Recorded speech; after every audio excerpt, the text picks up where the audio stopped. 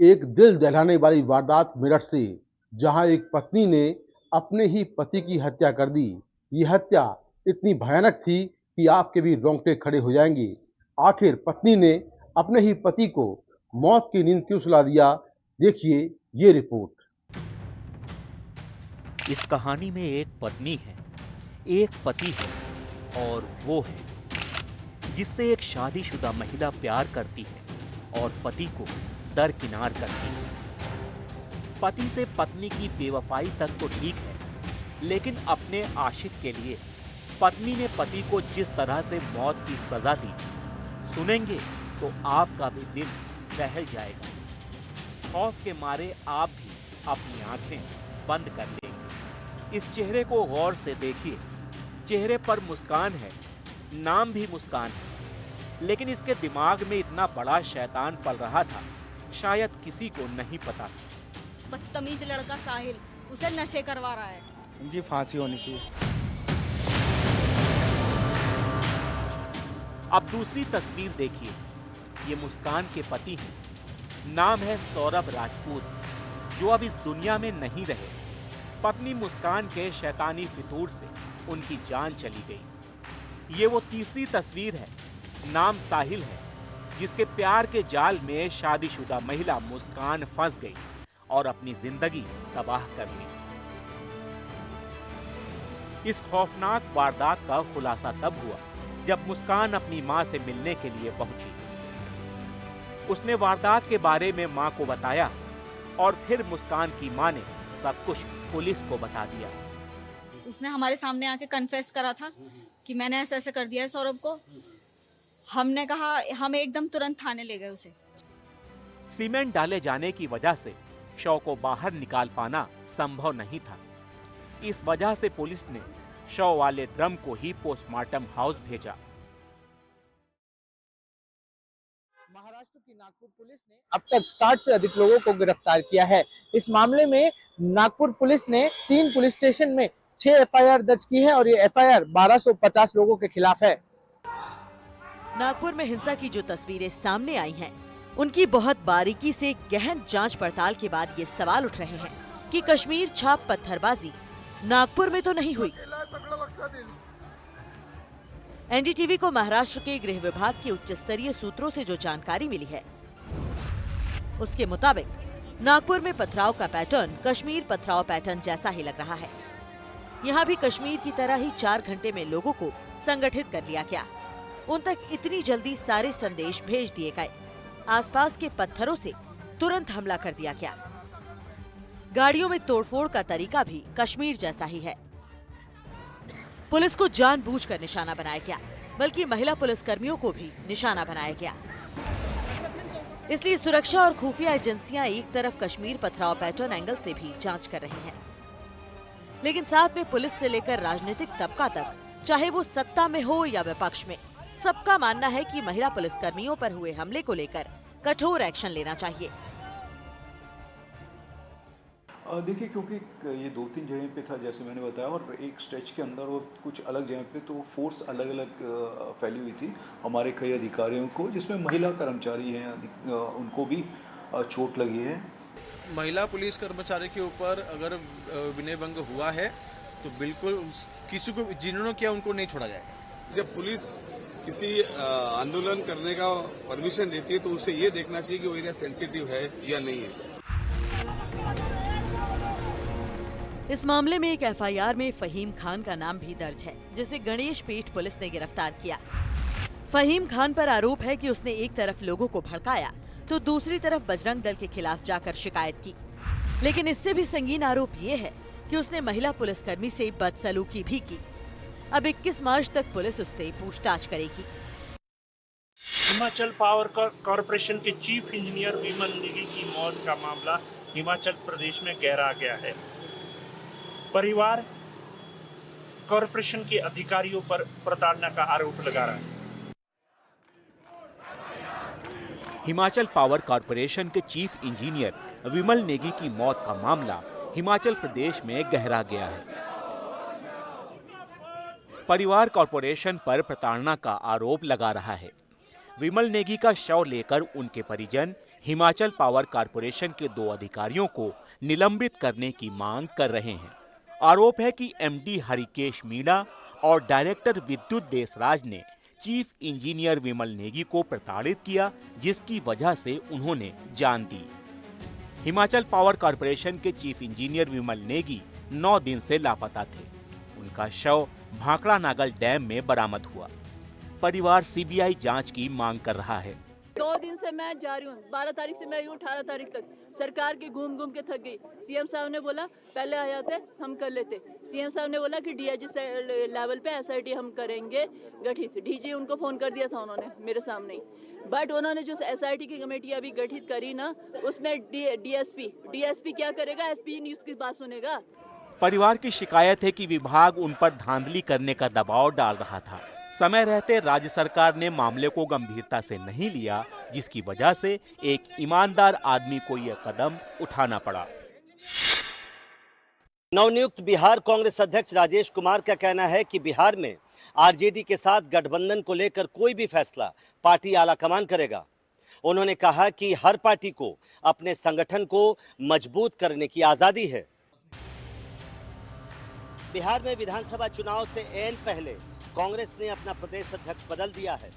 Party ने अगड़ी जाति के अखिलेश प्रसाद सिंह की जगह औरंगाबाद के कुटुंबा विधानसभा क्षेत्र से दलित विधायक राजेश कुमार को नया अध्यक्ष नियुक्त किया है।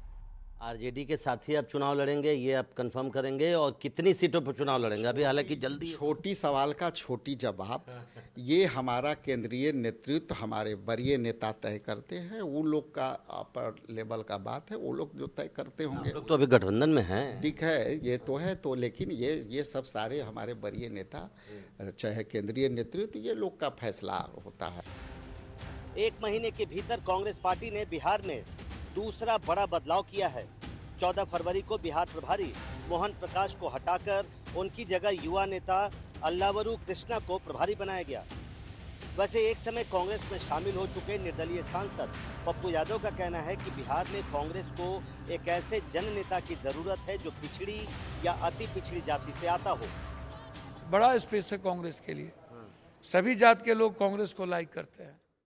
हम ओबीसी दलित की बात करते हैं, तो ये भी तय करना पड़ेगा कि मास लीडर कौन है बिहार में। नहीं, कहीं भी देश के किसी भी जगह मास लीडर और संघर्ष करने वाले लीडर कांग्रेस को समझना पड़ेगा। कांग्रेस की बढ़ती सक्रियता से ये सवाल तो जरूर उठ रहे हैं कि कहीं पार्टी बिहार में किसी नए विकल्प की तलाश तो नहीं कर रही है। दिल्ली नगर निगम में आज एक बार फिर हंगामा देखने को मिला। आज पार्षद मेयर की मेज पर चढ़े हुए नजर आए। इन हंगामे के बीच एमसीडी का बजट पास हो गया। दिल्ली नगर निगम के बजट सत्र के आखिरी दिन एक बार फिर हंगामा हुआ। सदन की कार्रवाई शुरू होते ही कांग्रेस और बीजेपी के पार्षद वेल में आ गए और नारेबाजी करने लगे। कांग्रेस के पार्षदों के हाथों में पोस्टर थे, जबकि बीजेपी ने आम आदमी पार्टी के खिलाफ नारे लगाए और मेयर की मेज पर चढ़कर प्रदर्शन किया। साथ ही आम आदमी पार्टी ने भी बीजेपी के खिलाफ नारेबाजी की। सदन में जो बजट रखा गया 2025-26 का, वो हमारे नेता सदन मुकेश गोयल जी द्वारा जो प्रस्तुत किया गया, वो देखा आपने किस तरह से बीजेपी वालों ने, जो उनके पार्षद हैं, किस तरह से उन्होंने हंगामा किया। शांतिपूर्वक फिर जो पिछले 2 साल से इन्होंने सदन नहीं चलने दिया, वही माहौल फिर उन्होंने दोबारा बनाया और आज भी इन्होंने बजट का जो सदन है उनको सही ढंग से चलने नहीं दिया। हंगामे के बीच दिल्ली नगर निगम का 17,000 करोड़ का बजट पास हो गया। इसके साथ ही 100 गज से कम वाले घरों का संपत्ति कर माफ कर दिया गया। हंगामे के दौरान आम आदमी पार्टी ने महिला पार्षद को चोट लगने का आरोप लगाया, जिसका जवाब बीजेपी ने दिया। दिल्ली नगर निगम में पहली बार आम आदमी पार्टी सत्ता में आई है। दिल्ली विधानसभा चुनाव में हार के बाद पार्टी के कई पार्षद बीजेपी में शामिल हो गए। अब माना जा रहा है कि मेयर पद के चुनाव में बीजेपी अपना मेयर बना लेगी। इस तरह पहली बार दिल्ली में ट्रिपल इंजन की सरकार होगी। राजस्थान में कोचिंग रेगुलेशन बिल पेश किया गया है। बिल छात्रों का तनाव कम करने की कोशिश करता है, लेकिन इस बिल में कुछ ऐसे अहम प्रावधान हैं जो बिल के बाहर रखे गए हैं। राजस्थान विधानसभा में कोचिंग सेंटर नियंत्रण और विनियम विधेयक। इसके पीछे सरकार की मंशा ये है कि कोचिंग में पढ़ रहे बच्चों का तनाव कम हो और छात्रों में आत्महत्या की प्रवृत्ति न पैदा हो। इस संदर्भ में बिल में कई सकारात्मक प्रावधान हैं।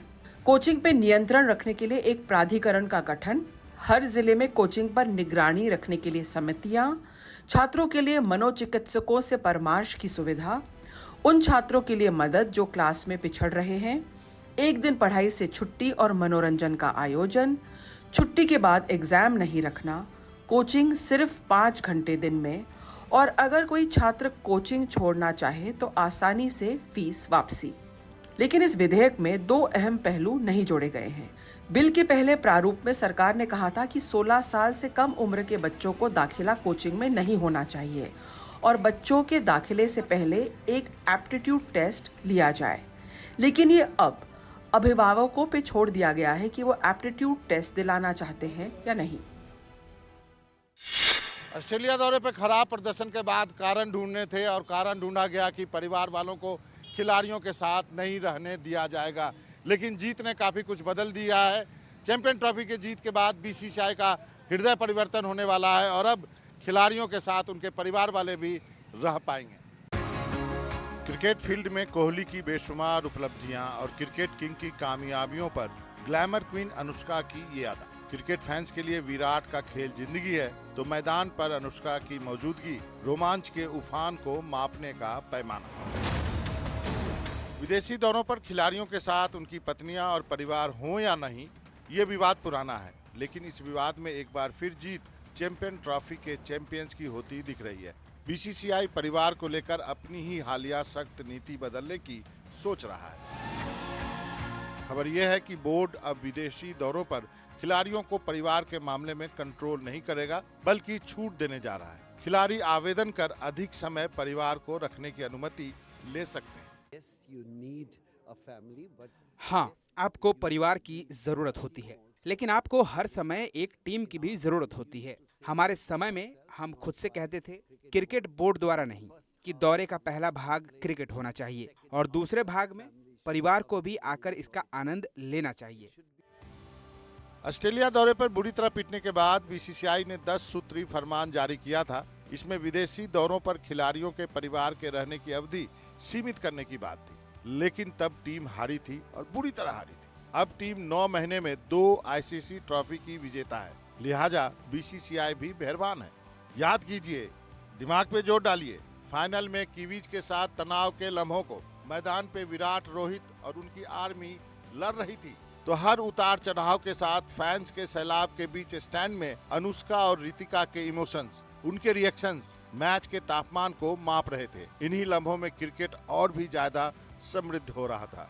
शुक्र है क्रिकेट की इस जरूरी नब्ज को ठंडा करने की जो भूल बीसीसीआई ने ऑस्ट्रेलिया दौरे के बाद की थी, चैंपियंस के चैंपियन बनने के बाद उसमें भूल सुधार कर लिया गया है। संसदीय क्षेत्र में विकास की योजनाओं को आगे बढ़ाने के लिए सांसदों को हर साल जो member of parliament local area development scheme के तहत 5 करोड़ रुपए का फंड दिया जाता है, उसे बढ़ाकर 20 करोड़ रुपया किया जाए। समाजवादी पार्टी के वरिष्ठ नेता और राज्यसभा सांसद रामगोपाल यादव ने बुधवार को संसद में ये मांग रखी। असीम कृपा से समाजवादी पार्टी के सांसद और वरिष्ठ नेता रामगोपाल यादव का कहना है कि सांसदों को अपने क्षेत्र में विकास कार्यों के लिए मिलने वाली 5 करोड़ की सालाना राशि अब कम पड़ने लगी है, इसे 20 करोड़ कर देना चाहिए। ये बात उन्होंने राज्यसभा में उठाई। और जो हैंडपंप जो है 15,000 में लगता था, वो 85,000 में लग रहा है और 18% जीएसटी के बाद वो 4 करोड़ 10 लाख बचता है। लोकसभा का सदस्य उत्तर प्रदेश में अपने एक विधानसभा क्षेत्र में 1 किलोमीटर सड़क नहीं बनवा सकते। कांग्रेस ने एमपी लैट फंड बढ़ाने की मांग का समर्थन किया है, हालांकि पार्टी ने सरकार की मंशा पर सवाल भी उठाए हैं। बहुत जेन्युइन डिमांड है। ये 2 से 5 करोड़ बना था 2010 में, प्रणब दा वित्त मंत्री थे उस टाइम पे बनाया और 15 साल हो गया। इस बीच में मोदी जी का सरकार ने इसका रोकने के लिए भी, इसका बंद करने के लिए भी कोशिश किया। ये बहुत इम्पोर्टेंट स्कीम है, एमपी लैट स्कीम। इसमें बड़ा कंस्ट्रक्टिव वर्क होता है, बट मोदी जी इसका खिलाफ है। अब राज्यसभा के चेयरमैन जगदीप धनखड़ ने एमपी लैट फंड के तहत बनने वाले प्रोजेक्ट्स की गुणवत्ता की जांच के लिए नई व्यवस्था तैयार करने पर सभी दलों के साथ विचार विमर्श करने का फैसला किया है। सुप्रीम कोर्ट ने सीबीआई से बिल्डर बैंकिंग गठजोड़ की जांच करने को कहा है। मंगलवार को आदेश दिया कि सीबीआई इसकी जांच का एक प्रपोजल तैयार करे ताकि घर खरीदारों की मेहनत की कमाई लुटने से रोकी जा सके। जस्टिस सूर्यकांत और जस्टिस एन कोटेश्वर सिंह की पीठ ने मंगलवार को नोएडा के रुके हुए हाउसिंग प्रोजेक्ट्स के मामले में सुनवाई करते हुए कहा कि हजारों घर खरीदार सबवेंशन योजना से प्रभावित हुए हैं। इस योजना के तहत बैंकों ने तय सीमा के भीतर परियोजनाएं पूरी किए बिना बिल्डरों को आवास ऋण की 60 से 70% राशि का भुगतान कर दिया। सबवेंशन योजना के तहत बैंकों ने स्वीकृत राशि सीधे बिल्डरों के खाते में भेज दी, लेकिन जब तक घर खरीदारों को फ्लैट नहीं मिलते तब तक उन फ्लैट्स की ईएमआई का भुगतान बिल्डर करते थे। लेकिन अब जब बिल्डर अपनी ईएमआई का भुगतान नहीं कर रहे हैं तो बैंक घर खरीदारों से ईएमआई मांग रहे हैं। सुप्रीम कोर्ट ने कहा कि उसे इस मामले में किसी माफिया के शामिल होने की उम्मीद नहीं है, लेकिन उन्होंने सीबीआई को इस जांच में पूरी स्वतंत्रता दी है। कोर्ट ने यह भी कहा है कि वो इस मामले की गहराई तक जाना चाहता है ताकि लोगों की शिकायतों का समाधान हो सके। एनडीटीवी के अनुराग द्वारी को इस वर्ष इन्वेस्टिगेटिव जर्नलिज्म के क्षेत्र में रामनाथ गोयनका सम्मान मिला। इस साल अलग अलग श्रेणियों में कुल 27 पत्रकार सम्मानित किए गए। इस बार 27 पत्रकारों को अलग अलग श्रेणियों में रामनाथ गोयनका सम्मान मिले। एनडीटीवी के अनुराग द्वारी ने कोरोना के दौर में एक नर्सिंग घोटाले का खुलासा किया था, जिसके लिए उन्हें इन्वेस्टिगेटिव पत्रकारिता का सम्मान दिया गया। इस मामले में सीबीआई जांच हुई और उसके भी कई अधिकारियों को जेल जाना पड़ा था। तो ये इसकी इतनी परतें थी और ये इतना बड़ा मामला है क्योंकि देखिए कोई भी डॉक्टर आप 2 या 5 मिनट देखता है, अधिकतर वक्त आप नर्सिंग स्टाफ के साथ बिताते हैं। अगर वो ठीक तरह से क्वालिफाइड नहीं हो तो ये एक तरह की हेल्थ इमरजेंसी है। तो इसी बारे में हमने तफ्तीश की और हमारे संस्थान का बहुत बहुत शुक्रिया, हमारे संपादकों का शुक्रिया जिन्होंने इस खबर को इतनी तवज्जो दी और ये लंबे वक्त से हम चला रहे हैं। कोशिश यही है कि उन छात्रों के साथ न्याय हो और उन कॉलेजों को, उन अधिकारियों को, उन नेताओं को दंडित किया जाए जिनकी वजह से मध्य प्रदेश में इस तरह का घोटाला पनपा और इतने छात्रों का भविष्य खराब हुआ और जो बगैर पढ़े लिखे पास हो गए हैं वो जाने किन किन अस्पतालों में कार्यरत होंगे और किन किन मरीजों की जिंदगी से खिलवाड़ कर रहे होंगे। रामनाथ गोयनका फाउंडेशन द्वारा दिया जाने वाला ये अवार्ड 13 कैटेगरी में प्रिंट, डिजिटल और ब्रॉडकास्ट जर्नलिज्म में दिया जाता है।